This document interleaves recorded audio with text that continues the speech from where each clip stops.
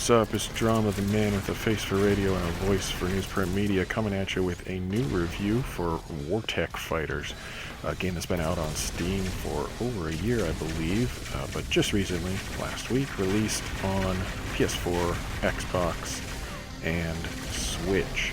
It's a mech game with some RPG elements, action game at heart that allows you to play via either third person, as you're seeing right now, or first person, which was my preferred way of playing.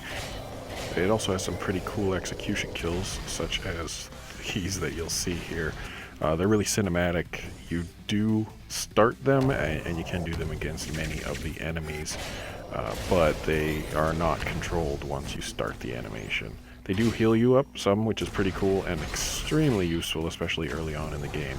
In addition to the third or first person combat that you were seeing, you can actually go close combat and fight directly against other mechs in the game. This usually works pretty well, but not all the time, unfortunately. And there are some overpowered weapons which make it kind of pointless. From a challenge standpoint, it does help to recoup some health and energy sometimes, though. There are also other mission types, such as this radiation mission, wherein you have to avoid getting burned up by a dying star, which is kind of cool. It's a nice little change of pace.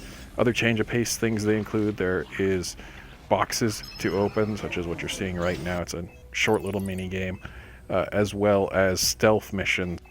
Both the best and disappointing part of the game, though, really come from the research and upgrade sections. As you progress through the game and find collectibles, in some cases at least, you can do research projects that allow you to have cool new weapons or armor pieces. The armor pieces, there's quite a few of them. Unfortunately, I found, as you progress, the only ones that are really worth ever using are the armor sets. So while the rest may look cool, and here's an actual armor set I used once, and then it was obsolete immediately because you can't change anything on it, which was really disappointing because this one looks really cool to me, I think. It's a Shogun, right? It makes the game a little less engaging, I guess. It's cool to be able to do this, and you can check the stats and all that fun stuff. But honestly, for my money, the big seller here is the visuals. The enemy variety, it's not lacking per se. I mean, there's a bunch of different type of enemies, but you don't really see them for the most part because you're fighting them from a distance. So they're just kind of flying around and, hey, missile there, laser beam here, whatever. However, you do have to take out a number of these destroyer type ships, which, yeah, you get up close with them. You can see the guns, and it's kind of like running a Death Star run. I really love the the execution that's on there, though, because it's automatic, unlike the other executions where you have to do something. I mean, blowing up a big ship is fun. On to the negatives. Well, expanding on the negatives, I guess. I ran into some issues, mostly on the last mission, but not solely. Specifically around slowdown, dropping frames when there was too much on screen, and around the close combat.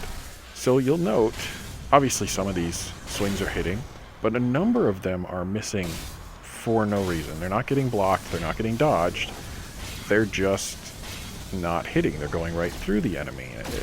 And in fairness, the enemy swings are doing the same thing. It really is disappointing, especially when it's happening in the penultimate fight. I mean, it's happening at the very end of the game, final mission. You're fighting the big bad and his minions, but you're not getting to do anything.